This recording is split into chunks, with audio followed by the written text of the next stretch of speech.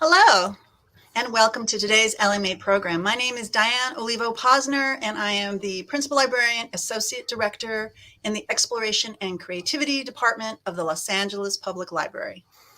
And I'm Kevin Alcooney, also a librarian, also here in the Exploration and Creativity Department.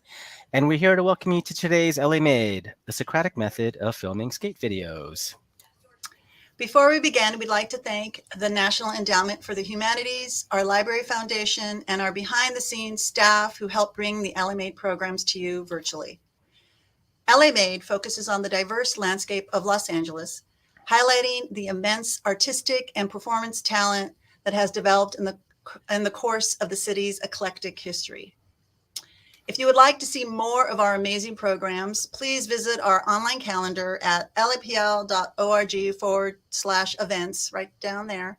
And for our LA Made programs, visit lapl.org/LAMade. Our website also has blog posts and video links that highlight the library's diverse resources and upcoming programs. We'd also like to take this opportunity to recognize and acknowledge the first people of this land, honor their elders past and present, as well as their descendants who are citizens of these nations. For more information on which territory you may reside on, check out native-land.ca. And now on to today's program, the Socratic method of filming skate videos. Socrates Leal made some of the most iconic skate videos of all time with his work spanning a 25-year period. As a first-generation Mexican-American skateboarder and videographer, his role as a filmer and editor at World Industries left an indelible mark on the world of skate videos. In honor of Latino Heritage Month, join Socrates as he talks with fellow skating legends. I think Fabian's here. Fabian Alomar, a pro skater from Echo Park who now works as an actor, most recently on the show This Fool. Shiloh Greathouse, a pro skater from Los Angeles who gained prominence in the 90s skating for World Industries. And Alex White, a Los Angeles native and key player in the second wave of contemporary women's skateboarding. Today, they'll discuss skateboarding's arrival as a globally celebrated culture and what that means for so many of us, for so many of those who were there from the beginning. Not us. I was not there from the beginning, nor at the end. So it's typo. Those attending the program will have an opportunity to win a free skateboard. Look. It's pretty cool. Bam. Bam. And even cooler t-shirt in Kevin and mine's favorite color. Oh, all black. So, yeah, opportunity to win a skateboard. Yeah, winners must be able to pick up the skateboard and the t-shirt from one of our 73 library locations. And before we begin, we have a short video presentation introducing the world of Socrates Leal, created by a friend of ours, our dear friend, Zach Moldoff, aka Skatebud. Skatebud.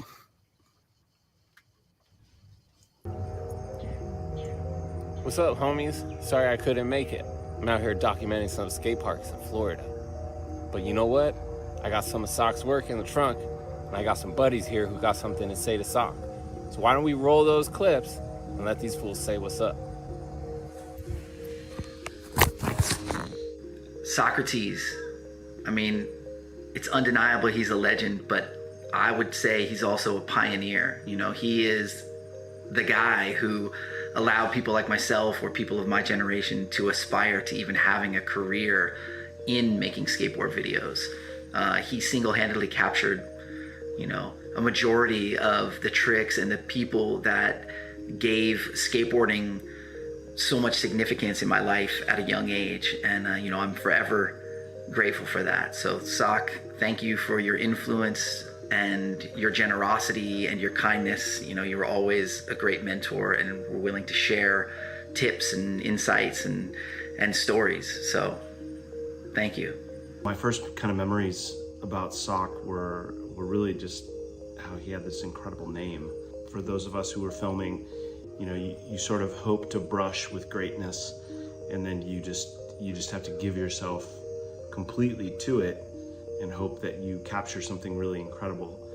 And Socrates did that, and I think that's exemplified by the relationships and the legacy of those relationships that he has with skaters and Shiloh and Rodney and Day One and all those world guys that really changed a lot.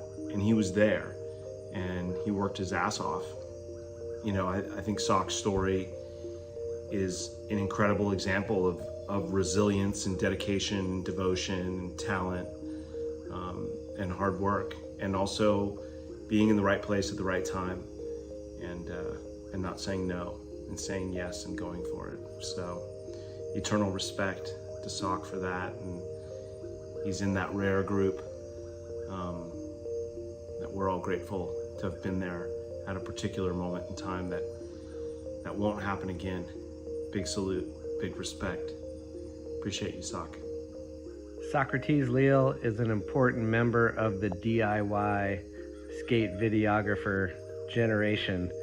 These are guys who went from normal kids just out skating to grabbing a camera, and no internet, there's no school. You just have to figure out how to make it work and then try to capture skateboarding as it unfolds. He was there in that pivotal moment when skateboarding went back into the streets and was able to capture never been done tricks over and over again with his group of friends. But more importantly than just being in the right place at the right time, he was one of the guys who elevated this skate filmer position to a real job. And that was through his professionalism, always trying to do better in filming, editing, whatever, as well as treating everybody with kindness and respect. I can say for me, the early 90s was not the most friendly time in the skateboard world. And when I got to LA in 1997, he was one of the first guys who was super cool, super helpful, didn't make me feel weird, wasn't competitive or petty, and I really enjoyed the time I got to spend with him and Day One. Another cool thing about Sock is he has one of the most horrific arm breaks in video history.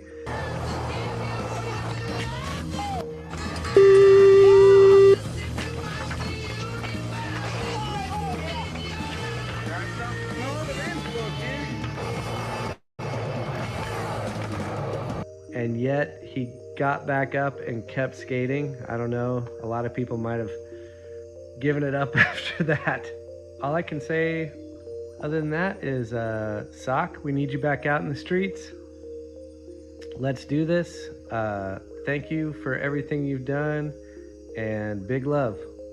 Keep it going. To say a few things about Socrates, he was kind of a pioneer in just that early era of filming, where the filmer was no longer the company owner or a filmmaker from another, you know, like a surf filmmaker or even like a ski filmmaker sent to go film a skater for a couple of days. Sock was like one of the first to essentially be like the skater's friend who could work the video camera, capture these like great moments with the skaters, kind of set up what I think we're still in now, is where the filmer is just part of the crew. During the peak of World Industries and Dwindle, Socrates was behind the scenes making sacrifices every day to film skaters, to edit their footage, to drive them around. He did so much. There's a different level of respect right there. He's a true team player, and he's an asset to any company that he's with right now.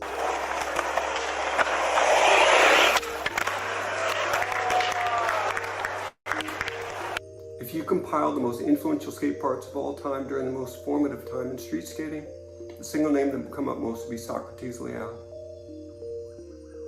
Beyond style, which he had plenty, beyond technique, which he had plenty, he had the heart to be there through thick and thin, whatever it took to be there with you until you rolled away. No one else had that like Sock. I owe so much to him.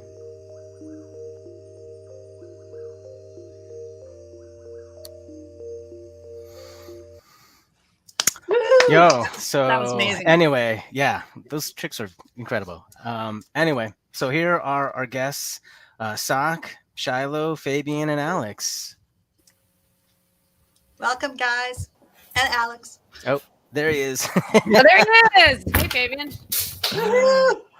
All right. Cool. So my name's Alex White. I'll be moderating this panel. And first off, I just want to Hey, thank what's up? How you doing? Hey, how's it going? I want to thank Diane and Kevin and everybody for honoring Latino Heritage Month with this panel for LA Made and really highlighting this revolutionary group of skateboarders centered around Socrates Leal. For those of you who aren't, very privy to skateboarding, we just saw this video with testimonials from some of the most legendary skateboarders, filmmakers, even the editor of Thrasher, speaking to how incredible Socrates' contributions to skateboarding have been. And Sock, I just want to kick it to you. We heard a lot about how you were self-taught, your work ethic, your perseverance. What do you have to say to that? Well, okay, so when the guys that I used to film, Shiloh, Day One, and all Kareem, when I first met these guys back San Pedro High, 7th Street days, they wanted me to work for them. They wanted me to be the filmer for World. They were like, dude, we got to get you a job there. And I was like, that'd be great. But, no worries if it doesn't happen. I mean, I'm glad to film you guys anyways. But Rodney he got me an interview, and I sat down in the video room that I guess Spike used to use. I don't know, because that's where all the machines were. So I go in back when they were in Torrance. And he asked me a bunch of questions, and I was like, yeah, cool. And then he points at these machines. And then I was like, he's like, you know how to use these? And I just go, yeah, I mean, they're just, VTRs. They're just VCRs. He's like, they're a little more than VTRs. I was like, yeah, I can do that. And no, I didn't really know. So yeah, from that point on, it was learn it right from there. And all I knew was just a video camera that you buy, consumer, prosumer, whatever, and just buy it at the store. Push the red button and film as best you can. That's all I knew. And from that point on, it was definitely a lot of learn, especially with the editing. Yeah, so this was all trial by fire. I think that just giving some context to kids now who can go on YouTube and look up anything. Can you tell us a little bit about how you taught yourself how to do this craft? Well, one of the main things, especially with editing, was one of the guys that spoke in that video, Jake Rosenberg. He taught me the most basic edit on these machines, because they were VTRs, they were high end and everything, but you still had to punch in, scroll it to the point where you wanted it, hit in, scroll it to the point where you want it to cut into, hit in, and then an out on either end or whatever. And then so the first thing he showed me was something called an assemble edit, which just lays it down with control track all the way on. And so that part of it, once I got that, from that point on, just like with anything, I just had to go, okay, how does this work? It doesn't work. And then try this, and error. Oh, why isn't it working? Until I finally nailed it. It was like, oh, that's what did it. And also, he did teach me how to stripe a tape. He said, you got to stripe a tape. And from What's that point stripe on, a tape for people that don't know? Oh, stripe a tape is to blank a tape out. You had to blank the tape out, because back then everything was tape based. And so a tape had to have the control track, which all tapes have, had to be continuous from start to the end. It couldn't be any cuts in between, or there'll be glitches in the playback. So that had to be continuous. And you just put whatever signal, mostly black, because it's something that, didn't bother. But the main point of it is that you have this control track before that. And then you could layer whatever you want, audio, video, and you do that with something called an insert edit, where it just inserts it on the part of on the track where it needs to be, and that's it. So the video goes right there, and then the audio goes right there. The control track is left alone. But I learned all that from a day with Jake. Bugging the hell out of him. Yeah, man, I know what I'm doing. I don't need you to teach me. He's like, well, I'm going to teach you anyways. So you did have some help along the way. I want to back up a little bit. And can you talk a little bit about your childhood growing up in the South Bay and how you met Fabian and Shiloh, like how your youth translated to this amazing career? Yeah. Okay, so when I was a kid, my uncle would always make these trips to Mexico and back. And this is like way, way back, late 70s, early 80s. And he'd come back with Super 8, which is film. And he would set it up in his living room on the white wall, and we'd all go to his house and just watch it there. And I'd be amazed at this machine that he puts this reel in, and it's like, and you could see it. And I was like, that's a movie.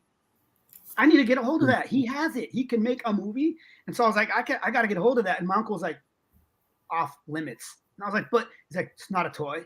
And I was just a kid, you know. He's like, he's not going to let me borrow that. So then time went on, and one time I was doing my paper route, and I stopped by a yard sale, and they were selling a camera. And I was just looking at all this stuff, and I saw one. I was like, what's this? I opened it up. I was like, that looks like you could put a film in there. And I was like, that looks kind of like my uncle's camera. And I asked, oh yeah, that's an 8mm camera. I was like, what is that? He's like, well, you put this in, you develop it, and you play it on a projector. I was like, that's what I need. So I bought it off that dude. Luckily, they still sold the stuff at Save-Ons, and I bought one of the last few years or months when they were still making the stuff, popped it in there, filmed whatever junk, and then like just wanted to see if it worked. And then it was expensive. It was like $30, $25 to $30 just to develop it. And so then I did that finally, and I forgot where I played it. Sock, you've always been into film.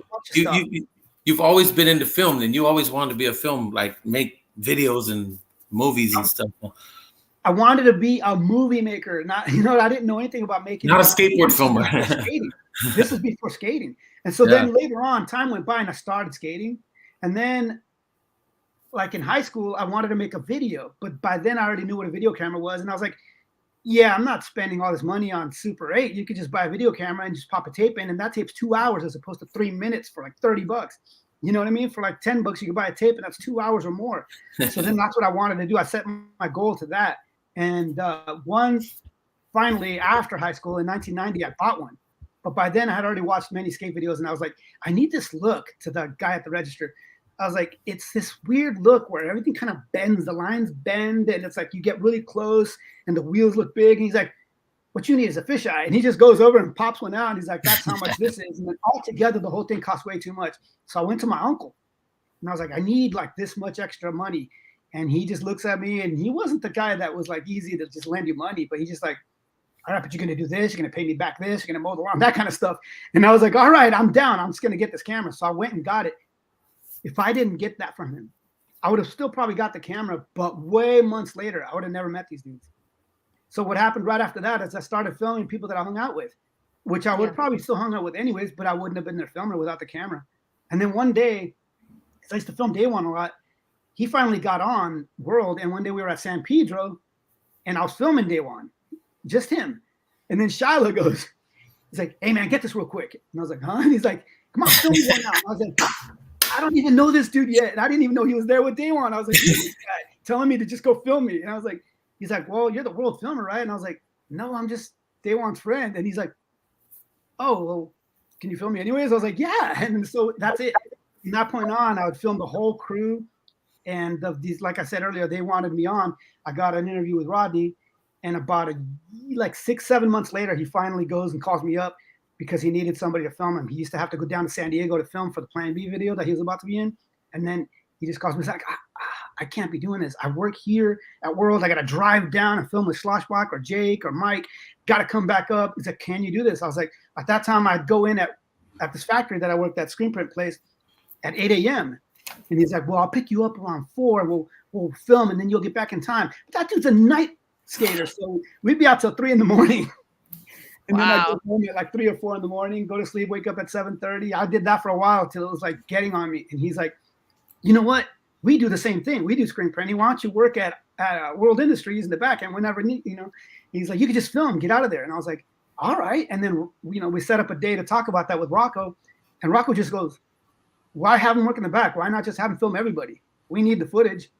And that was where it started right there. Rocco's idea. And he goes, look, I trust you. You look like a trustable guy. He goes, just write down the hours on a notepad, add it all up, and come to Michael at World, and he'll just spit you out a check. And I was like, just like that? You can just trust me? And he goes, I'm sure dude had money. He was like, yeah, this guy's probably going to write extra hours, but whatever.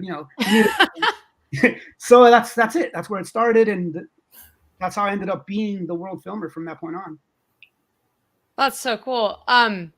So I have a little intro to how you and Shiloh met. Fabian, maybe you want to tell us how you met Sock for the first time?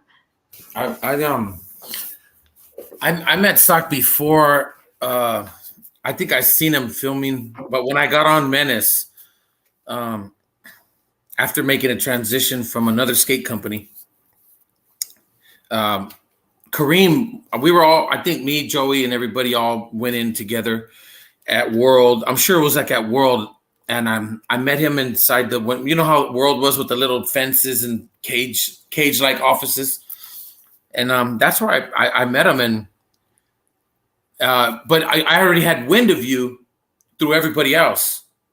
I already knew who you were from friends of ours. Like all of our friends had filmed with you, and like you were already. I thought, seriously, I'm just crazy by this story you just said, how you got on, because I thought you had some serious training.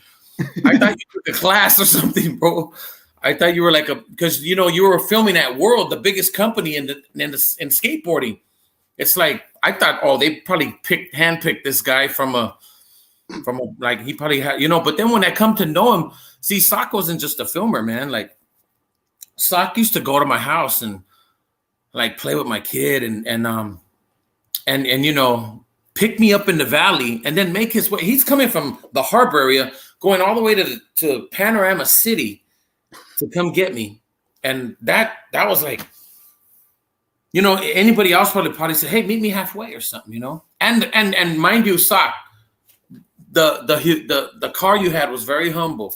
And like, and that's putting it in a nice way. And but Sock was like, just like, he was the most humblest guy I've ever met, man. Like, I don't even think like people thought of him like as like this real big, you know. I know me. When I heard of him, it's like, man, that's the filmer right there. I want to get everything with Socrates because that's the guy. But he's only one of him, and there's a bunch of teams, and we all want to film with him. So you have to wait your turn, and that's how it was. But he would come, and every time I called, he never turned me down. But we met at World, and I knew who you were. I seen the back of it. Like I was just, you know, I was looking at everybody working, and it looked crazy. Like I belong to this. That's kind of dope. That's really cool. And Shiloh, you know, we just talked a little bit about geographics. Shiloh, you kind of grew up all over Los Angeles. Can you tell us a little bit about how you met Sock and where your skate origin story is? So my mom, when I started skateboarding, my parents were divorced, and I lived back and forth between my parents. And my dad was in Hollywood, and my mom was in Eagle Rock. So I had already, you know, I was already all over the city, you know, especially one thing about skateboarding that, you know, most skaters know, I mean, especially back then, skaters know every city, you know what I mean? Because we skate around so much, and, you know, we could be taxi drivers and we know where everything is. And so I you know, I grew up everywhere. I've lived from, you know, Atwater to, you know, West LA, pretty much in LA. But most of my life was spent around the like Hollywood, North Hollywood area. You know, that's kind of like, and that's where I've like, you know, met Fabian and you know, our whole crew at that time, the 90s. But Sock, I knew Sock originally. I knew who Sock was before I knew him because he would skate castle contests. And this is when I wasn't sponsored, I would go to all these castle contests and Sock would be there. He would enter the contest. I knew Sock as a skater first. And he was like, he had like a crazy style. You know, he was like very eclectic, you know, back then. He had his own thing going on. And Fabian was talking about his car. Sock drove straight buckets. Like cars were like taped together. Seriously. Like, yeah, it was.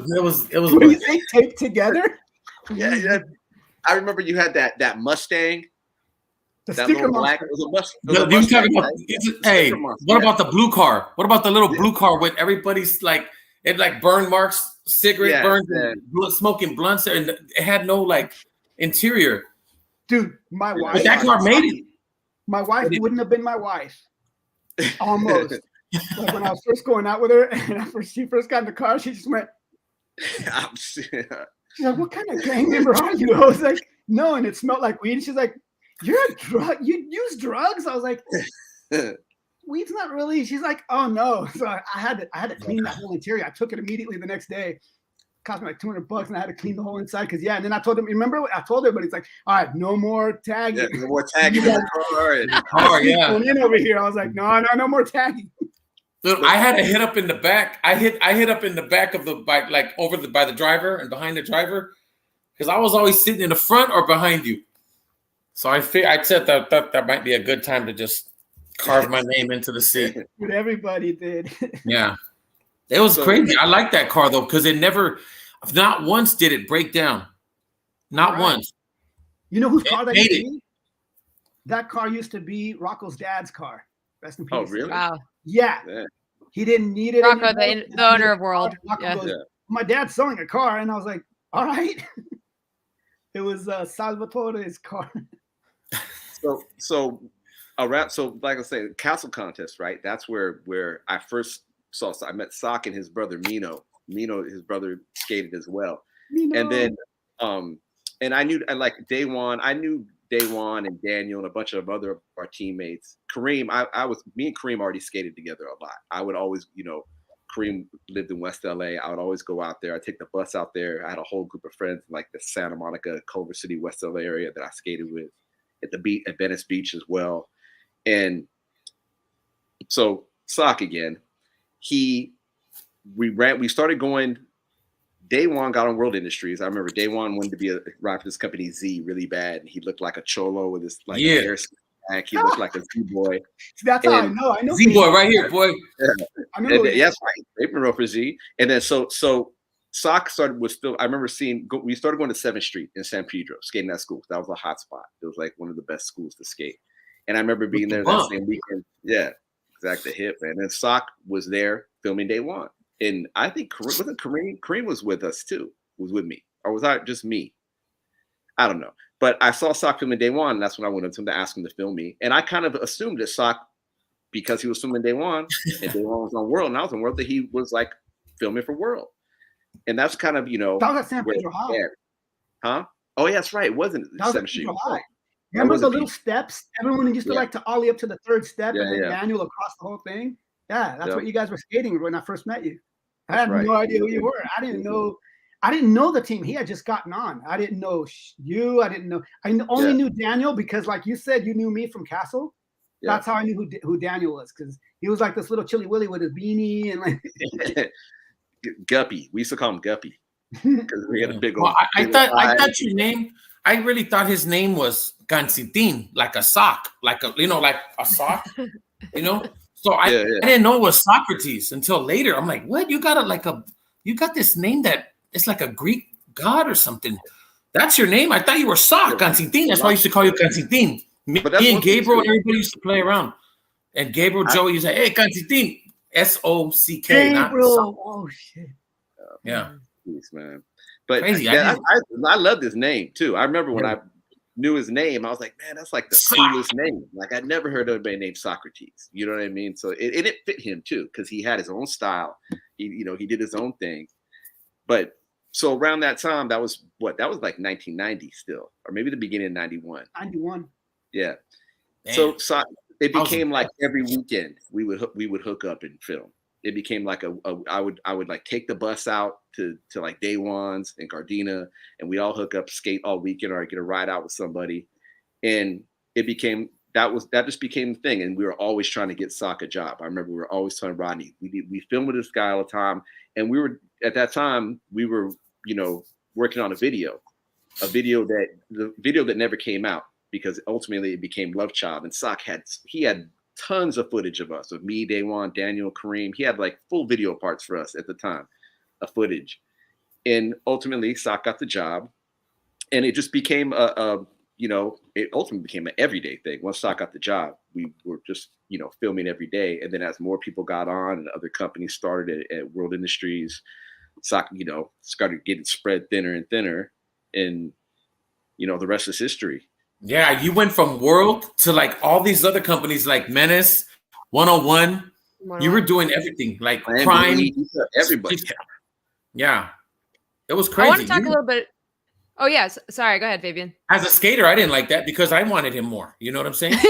Yeah, I used to only want to film a Sock. I would. Yeah, I didn't want to. I mean, I had a trick. Yeah, like, I didn't. If I had a special trick. Oh, sorry. Yeah. No, I'm saying if I had a trick I was really trying to get, I wouldn't film it with anybody else but Sock. Yeah. I would wait to film it, because I knew it was gonna look good. Like, yeah. So, That's so, really, I feel like Sock. Thank I you. feel like Thank you, Sock guys. was the first with that low following shot that is now, you know, the standard of filming Yeah. lines and stuff in skateboarding. Sock Yeah, was I think doing that before anybody. yeah, pretty much set the tone for like all filmers and you know, like there were for like you know, for me personally, I thought that I really thought he came from like a school or something until I got to know him, and he was like, man, I just picked up a camera, but I didn't know the details until right now. I thought you actually like, you know, got the job, you got hired like that. I wasn't just like hanging out with it. That's a crazy story for me. I didn't know that. It all just things that fell into place. Yeah. I was an artist out of high school. I was actually supposed to go to an art school. My mom actually paid to get to the app for me to apply. And then we waiting and finally got notice. We got accepted to this art college that was in Arizona. And I screwed up so badly in high school, though, that by the end of my senior year, I was down like 3 different classes. And it wasn't like shitty classes. It had to be like English was one of them and a couple of other ones that were really like required courses that I didn't take. And so I walked cap and gown into the gym where everybody went to go line up, and according to their name, last name, you know, L over here. And so I went lined up like, yeah, yours is not here. You're going to need to take some classes and come back. And I never went back. So then finally I had to, because, you know, I needed a high school diploma. So I was already working for World, and I finally graduated in 93. I originally was supposed to graduate in 89, but I didn't go to that college, but I did during that time. I was so into art. I was also to make up some, because I really screwed up. I had to make up credits, and there was a school called SCROC, Southern California Regional Occupational Center, deep in Torrance by Sepulveda and Crenshaw. And I had to skate all the way there sometimes, but I do that to make up for credits, because one class you'd give you like 15 credits, like 3 classes worth. Wow. So I would just take art classes, production art, and from there I learned how to do everything to what you would need to make for, you know, graphics on a t-shirt. And then a buddy of my mom's from where she worked was a salesman. My mom was a tailor at a upscale men's suits place, like Marcus Allen, and people would go and buy. Kareem Abdul-Jabbar would get his clothes done there. So anyways, this guy Frank, he had a little side gig making screen print t-shirts and selling them bootleg style, like Lakers championships. Lakers were winning a lot in the late 80s and Lakers championships this year. And so he'd sell them. And she goes, you know, my son does artwork. And so he hired me right after high school. And so that's what I did. And then after he didn't need me anymore, I just looked in the yellow pages and started calling up screen print places and calling them up. Do you guys need? Do you guys need? And one of them was like, sure, come on in. So then that's what I did. And from that point on, I did screen printing. I did graphics.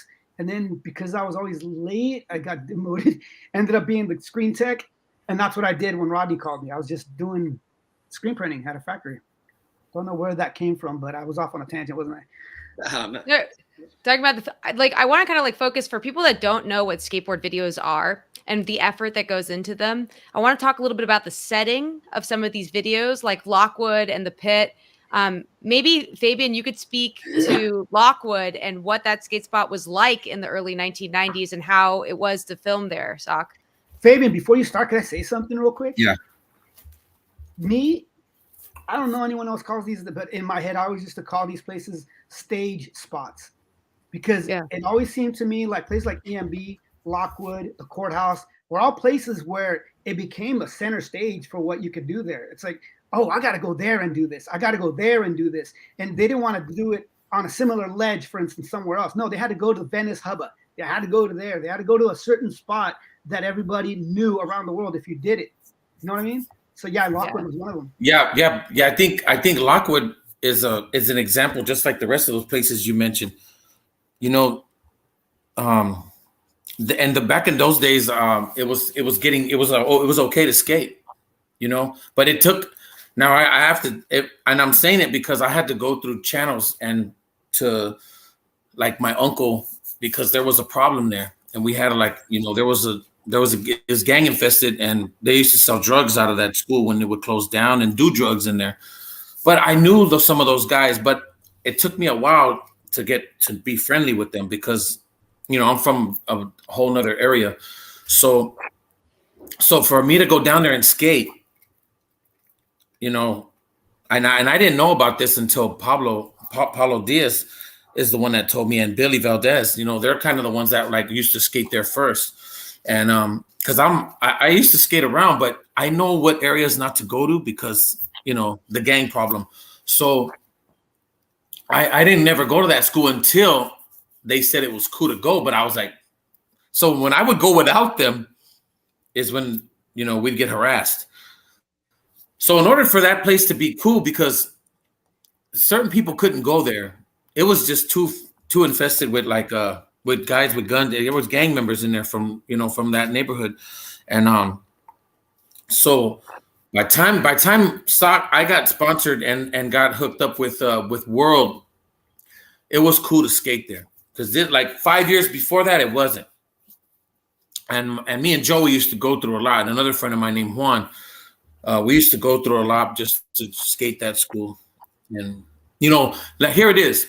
They probably wouldn't pick on Shiloh or go or attack Shiloh, but me they would, because, you know, of the race thing. And then who knows, they might pick on anybody, because that's where Chuck Wampler got shot. And when Chuck Wampler got shot, I was with Jody Morris because Mr. Popular here was too busy to film me. He was being spread out like everywhere. You know, Sock was like the main, you know, he was a pretty big thing. At the time, you know, Sock was, he was making his rounds. So Jody, he was a photographer, and he came in and he wanted to film, and we were on our way there, and we saw cops flying. Me and Joey were in his car, and we saw cops flying over there. And at that time, it's always been violent at Lockwood. But like I said, I had to go through some channels for my family for us to skate there and be cool, because it was getting out of hand. And, yeah, I had heard about that. Thank you. Yeah. Yeah, but the Chuck Wampler situation was like, I was maybe 7 minutes away from that. Cops were literally just going right past us, and then a helicopter, and it was like during the day, and it was like early weekend, I believe. It was like Saturday or Sunday, and it was early in the morning. I was close to that. I passed right by it, and it was still like, you know, there was cops there, and it was bad ambulance. I didn't even know you were there that day. I didn't even know you were on your way there that day when Chuck got shot. Me and Joey, hey, swear on everything. Me and Joey and Jody Morris were on our way, but that shit got canceled because of, you know, what happened. And I didn't even know what happened. I was surprised. I thought it was a gang shooting. Like a little kid though, right? Didn't get shot by like a 12-year-old or something. Yeah, he was about 13 or 14, but he was a little homie. He was a small dude, and he did time later on. He didn't get caught for that, but he got busted later on. The two dudes that did it, one of them's dead now, and the other one's probably in and out of jail. But the other fool died. So and then Chuck, there's a lot, you know, there's a lot that goes on. So for me, I wouldn't even have a career if it wasn't for Sock. Like most of everything that I filmed was with him. I gotta say, man, you know, honestly, I don't think my skateboarding would have been documented. I did hear that when we'd go to Lockwood. I remember for a couple years I didn't know, but I used to think, because I'd see them up in the staircases smoking weed or whatever, and I'd be like, oh shit, there's a bunch of cholos there. Then sometimes they'd come down and just be firing their guns. I'd hear it from far away, like, what are they doing? Yeah. There's crazy stories of that. Some dude named Sam Allen, that was a friend of Richard Mulder's, the gang member walked up to him and just goes, should I shoot you? And then Sam's like, no, please. And he's like, all right. And he just walks off and just scared him for no reason. But I did hear that we would skate there and be left alone. And it was tied to you. It's tied to how you knew somebody in the neighborhood and ended up talking it over and smoothing it over. But thank you. Fabian was the Lockwood ambassador. Yeah, man. You know, you want to know the truth?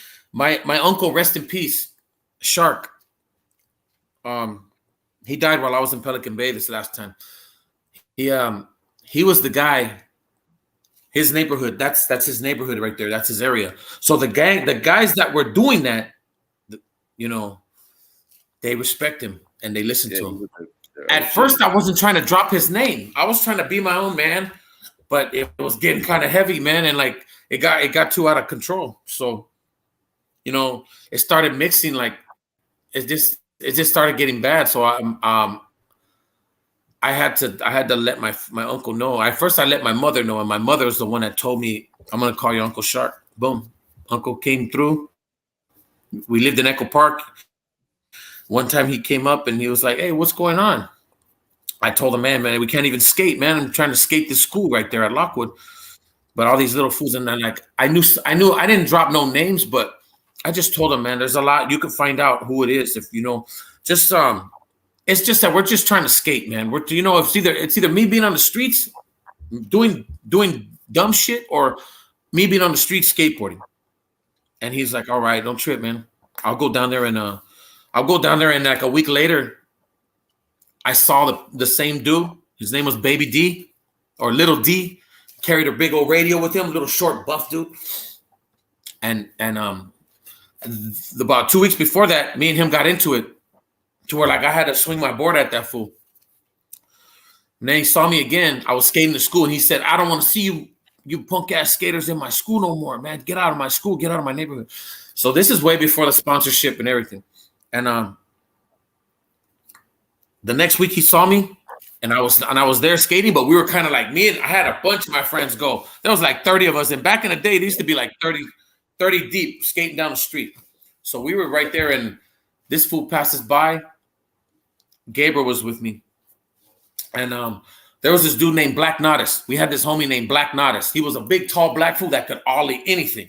And he's big. So that fool was like, he's from South Central. That fool came and he was posted up right there waiting for that fool to trip. That fool never tripped. I had a little ice pick on me, and that fool never came in. So we started skating, and like from that day on, everybody would like Joey and all of us. We just like we all owed it to my Uncle Shark, you know. So that's one thing. That's why when Guy on the Epically Later, when he spoke about Fabian, had something to do with it, like the place is bad. That's what he means. It wasn't me. It was my uncle. But we used it for a good purpose, you know. And all my footage right there, man, that's all Sock. That was like home base right there. You know, that in Los Feliz was home base. Yeah, but that was like then, you know, but we were the Woosher boys at first. Like back in the day, I used to skate Woosher. We were known as the Woosher boys in a little crew called Mutant Skates. Back in the day, like when we started like skate teams, when thrashing and all that, and it was like Mutants and Rapid Skates. And I just know that, you know, the first ones to skate there was Paulo Diaz and Billy Valdez that I know of. And because I was over there doing dumb shit still. I wasn't really into skating like that. So the skating took me away. Yeah. I gotta say, skateboarding took me away, and to be under the umbrella of World and to have like Sock was popular, man, and the skaters he made popular. You know, he made them look good. He made us all look good. Like, you know, a ledge could be as high as my knee, but damn, with Sock filming, that thing looked like it was at my waist. Like I was doing something crazy, and like, you know, he just made the trick come to life, and because it takes a skater about height, because a lot of people that came from the East Coast. Yeah, they see us skating all the picnic tables in the schoolyards, and they thought that they were full-size picnic tables. Yeah, and they were getting them like, damn, these picnic tables are way smaller than like they always thought they were big tables, and that has a lot to do with the filming. You know, like those low angles. Yeah, but it takes a skater to know that, because like somebody who just gets on there and just doesn't know about that. So that's good that you skated like before, you know, like that's how the relation then. I don't know, man. You just got along good. It's like most of the time we chilled, we drank, we played pool. Remember with Enrique, me, you, Shiloh. It was me, you, and Enrique that went to remember those apartment buildings, and all we did was smoke and play pool and just bullshit all day long. And we skated and come back and listen to little Ricky Ricardo, Enrique Lorenzo, and like, you know, that shit was new to me. Like trying to show him around LA, I would show him, you know, we were taking him on. He's like, oh, look at this. Look, hey, look at this. And he's like, I'm like, damn, fool, we see that every day, you know? But he was excited, and it was cool to see that, you know, that he was new to LA. And so anything I told him, man, I go, yeah, man, I own these blocks. And he would believe me. Oh, you do? Like, you know, but I was just bullshitting him, you know? And so, you know, it was cool though. I remember that we would be at we shot pool. We shot pool and you know, we would drink and we would smoke, but Sock never did that. Sock never did that. He was always responsible, man. Like But he was there for us when we did that. Like we'd be at a place, and remember Shiloh? We were at that place, and he was just into playing pool. You were just playing pool, and I don't even know if you had a beer, but we did. You know, I might have had a beer, maybe. Yeah, it was crazy, man. You like being like I never had another filmer unless I'm on tour be as close in the streets of the city. Unless you're on tour. But in reality, just like coming over and chilling on the couch and waiting for me. Remember you were at my house when that whole shit went down on the Northridge Bank shooting. Remember? I mean, North Hollywood. You were at my house. How was that day? You talking about the North Hollywood Bank robbery, the shootout? Yeah. You were at my house, bro. We were at my pad, and my kid was in the front living room, and me and you were like at my pad. And we put on the TV, and it was breaking news, and we're like, "Oh shit, we should go follow. We should go see it." Like we cruised by there, but we couldn't get in. We tried to go towards it. I go, man, let's go. I made him go. I said, before going to skating, that was on the it was just starting, dude. That thing took for hours, dude. Yeah, but so I told Sock, hey, let's go towards it, man. Let's go because we in the valley.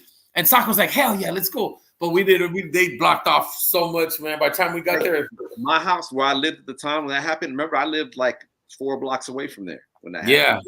Yeah, I remember that. So I don't know where Alex popped off on. She might have lost her signal. Yeah. Oh, here she is. All right, cool. So just quick question. Yeah. So what's everybody doing now? And then I'll let Alex take it from here, but just kind of what's everyone doing currently? Like what's going on? Like like what am I doing right now? Yeah, exactly. Right now, I work at a factory and gotta, raise kids and pay bills. It's like, yeah, there's times when, it's easy work. And there's times when I'm just sitting there working and assembling things. Sometimes just thoughts hit me in the head and I'm like remembering like all the days. And I'm just like, I don't know. It's just sometimes I feel like what am I doing here? Like I wish it was back, but it wouldn't be back to what Jake said it in the intro. He's like, those days are gone. There's no way we could ever get those days back the way it was. And even if I was to work back in skateboarding again, it would not be the same. I would still be able to dedicate myself to it. But look at these reactions from everybody that I filmed. I'm not confident that you get that from the youth today. They're a different crop, a different breed. Not bagging on them, but these guys that I came up with, we all came up from the same era of skateboarding when it was not popular. And you kind of wanted to be the misfit. It's a part of what drew you in a way. You know what I mean? This is me. I belong here. And it's not, I'm going to do this because it makes money, or I'm going to do this because I get 1,000 Instagram likes. Or, it's a different world now. Not saying that doesn't exist. It still does. My son hangs out with a guy that is true skateboarder. My son still skates. And, that part of skateboarding is still there. Hasn't died. But there's so many different categories to skateboarding now. So it's all skating, but the one that we did in the mid-90s, that's still there, but it's not the main thing. Back then it was. Back then it was the main thing. The style and the way and the ethos and everything we did and why we did it was all everyone. We all shared that. And now you can't share that with everybody because everybody has their own different style and their own clique, their own. And everybody's got these. And you know what? I'll be real. Like a lot of parks, there's too many indoor parks, which is a good thing and a bad thing. Like for me personally, I like the streets, but parks are good to train. But a lot of people are getting their tricks at the parks. That's a whole nother conversation, man. I'm sorry, I'm jumping off. We had cameras back in the day too. Now, people filming with their phone, and it looks better than any of the videos. The quality is better than any of the videos in the 90s. You know what I mean? Back then, I didn't know anybody else. Sock was the only person I knew with a camera, huh? With a camera, yeah. I never even seen a camera until I met Sock. Yeah, that's kind of why I feel like I'm out. The paperwork that I signed when I got let go said termination of position. It's like they did not need that position filled anymore. Yeah, and it was obvious why. Why pay me when everyone can just pop in with their friends' phone footage and be like, this is for what they need nowadays, it's just as good because they're not doing what we did. They're not saving up all their bangers and, making a video every 2 years. Now it's just immediately goes up and it works the same, but it's just a different reason. It's a different way. And it took me a while to get it. I first was against it. And I was like, why are they wasting all this? Why are they getting like 300 views on something that should be saved? And, you should buy this and you should look, hold it up. But they still do hold it up. I mean, it's weird for me to look at things like YouTube and Instagram as big as we used to look at what was on cable or TV. But that's how the kids are. Like, for instance, when I was on the 9 Club and they put it on YouTube, dudes at my work saw it. And they were like, you're on YouTube. And I was like, I remember when YouTube first came out, anybody could I could put myself on YouTube right now. It's like, what's YouTube? No, it is something big to them. It's TV to them. It's as big as TV was to us. And I didn't see it that way when it all first came out. I should have, but then again, I didn't, I shouldn't have battled against it. I guess is the only thing it's kind of my fault in a way. Right. But still, my point is that everyone having a camera or, camera on their phone, everyone having a way to document everything right then and there kind of did make it seem like I was, unnecessary. I was just extra.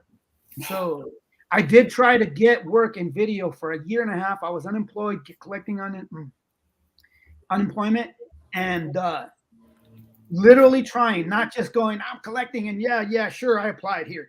Some people do that. They fake it, but I didn't fake it. I tried, got maybe 5 replies in that year and a half, all of them saying, we're going to look elsewhere. So I didn't get anything out of that, completely depleted my account, ended up having to just get what I can get, one of those deals. And so that's where I've been for 3.5 years. It's just, and that's where I'm at before I get any further. And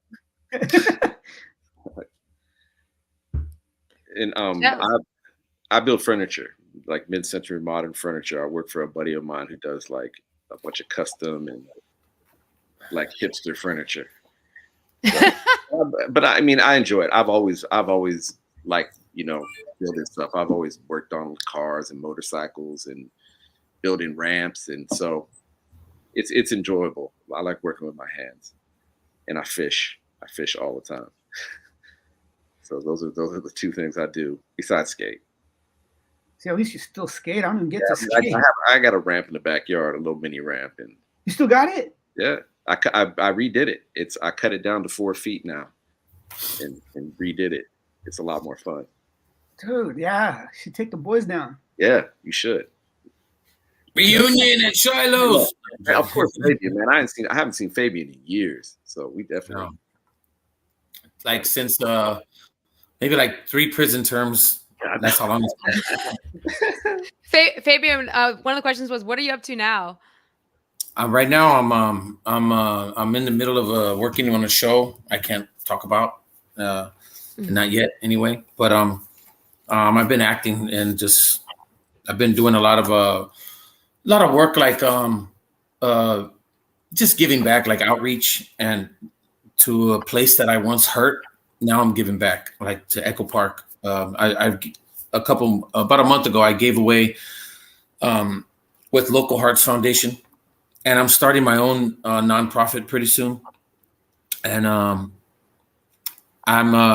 teamed up. A month ago, we teamed up with Local Hearts Foundation and the Echo Park Recreation gave away 600 backpacks to kids right before school started, and with school supplies, a bunch of clothing. I reached out and started talking to people. I got donations, and people like Javelina Skate Shop. I know the people there. They donated like $4,000 worth of skate gear. So we packed the backpacks with all kinds of school supplies and skateboard and like a skateboard shirt. A lot of people came from everywhere to donate. We had a guy making agua frescas. We had an elote man there. We had a DJ. We had fun. We made it fun in Echo Park, to give back. And it was lined up with all kinds of women and men with their children, you know. And we posted about it. I had some of my friends I reached out to at the last minute. I just thought about, man, let me reach out and try to get like. So I told Guy. Guy came down. Danny Trejo. He's my like sponsor and mentor. And I had P-Rod showed up, and some of the guys from the Mayans. And I worked on the Mayans season 3, 4, and I'm about to shoot 5 soon, hopefully. I worked on a show called This Fool on Hulu. It's out on Hulu right now, and it's like it's a new comedy show, and I'm in the whole first season of it. And I had some of those guys come down. So when you go there, you're not just gonna get like a backpack and some school supplies. You're gonna, you know, maybe see someone you see on TV and maybe hang out with Danny. Everyone loves Danny Trejo, man. He might give you a taco, who knows? But but you know, everybody loves, you know, people like that they're familiar with. So I wanted to make it fun. So this time I'm doing the same thing again for Thanksgiving, but I'm doing it with Centro de Pueblo in Echo Park. See, the community I come from is that area, the Rampart Echo Park area. So when I do stuff, I want to do it right there, so that it feels good for me that I leave like something behind, and maybe like you know, if I could build something and make, you know, it's for our people, man. If I had no guidance coming up and no structure, I would have hit a brick wall a long time ago. But there was always people to. Oh no! Oh. Well, he'll come back.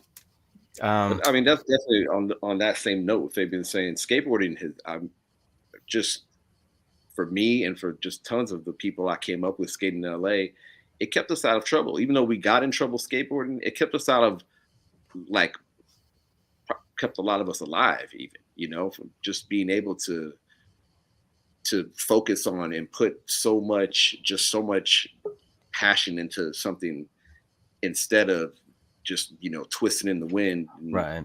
Mm-hmm. I mean, I wonder, I can still see that today with the kids too, with skating, especially with all the skate parks everywhere. Yeah. Like, skateboarding really does, you know, help kids, you know, stay out of back. gangs. I went into the Matrix. I got bad reception. I don't know. We were running around doing all kinds of dumb stuff, but we weren't running around shooting people, you know. Right. We weren't. So, Alex, I just wanted to kind of put a little spotlight on you too. Is kind of what are you doing nowadays as well? I grew up in Los Angeles too, but in Studio City, so a much more safe neighborhood. But I am a commentator. I do Street League, and I'm a brand manager for Crux Trucks, and do events like this whenever I get the chance. And it was really fun to do a deep dive into Soc's library here, and to see Fabian and to see Shiloh, and to like watch Trilogy again, because that was one of the videos that I grew up on. That was like Trilogy. It was like, what's your favorite brand? Like everybody had their favorite skater, favorite brand from it. And so, Soc, I just got to thank you so much for your contributions to skateboarding and Los Angeles skateboarding and global skateboard culture that you've created. And I just want to reiterate for people that don't understand skate videos that much or only have a brief knowledge, like what you're watching nowadays on your Instagram, on your, you know, YouTubes. Socrates Leal is the one that created this genre that you're watching now. So it's all a direct line back to Soc's work. So I want to thank you again, Socrates. Yeah, for real. And then, we have another comment here. Let me put it up. Just a real story. Can you see it, Soc? Soc helped attempt to fix my VX from 12 to 2:30 a.m. after he got off work. My VX was broken beyond repair without spare parts. The fact that he even attempted is legendary in itself. Okay, so that's my son's friend. I think his name's JT. My son's been asking me forever to fix his mic, and I remember on my VX I used to know how to fix it. So then here I am trying to fix it, but it's because you have to put this ribbon back in place. And so I didn't. It still wasn't working, wasn't functioning, and it must have been like loose on the actual inside of the mic. But before I can even get to that, I had fumbled it and dropped it. And when it dropped, it was still connected, the ribbon, and the ribbon just snapped. So there was no way to fix it after that. So now it's like, he came to me and he was like, I think he could do it. And yeah, we got a couple more just shout outs to you, Sock. My sister. I see Mino on here. Right. What's up, Mino? I see So just a lot of love for you, Sock. A lot of respect and a lot of acknowledgments for, you know, maybe the world at large doesn't hear it, but you know, the people who know. So we got a couple more. Let me see if I can find them. Sock, you're the one that saved all my footage. Remember the stuff they did with the Epically Latered? They had to go to you to get it. Yeah, dude, that was. It was crazy. like in VCR, like it was like in a tape, like a videotape or something. Dude, this is what. Remember, I went to you. I went to you for that. Remember me? Is that nobody? I don't know. People should know what happened. Cause look, 94, 95, 96 time, you were killing it. You're doing stuff. Oh, he's gone again. Yeah. But you can still speak to it. He can watch it later. Okay, so yeah, he was killing it back then. I mean, doing stuff like switch nose blunt on a picnic table off the bump at Lockwood, switch 185.0 on a handrail, that frontside flip fake and nose manual that he did on the picnic table at Feeless that he talked about. Well, not online here today. He should have, but you know, those kind of things were just stored and waiting, and nobody ever put out a full video. It was just like those little snippets, but the snippets were like, the call was made like, no, let's not give everything to the little pieces that were in 20 Shot or Trilogy because we're working on something bigger. And some of that stuff just didn't get seen.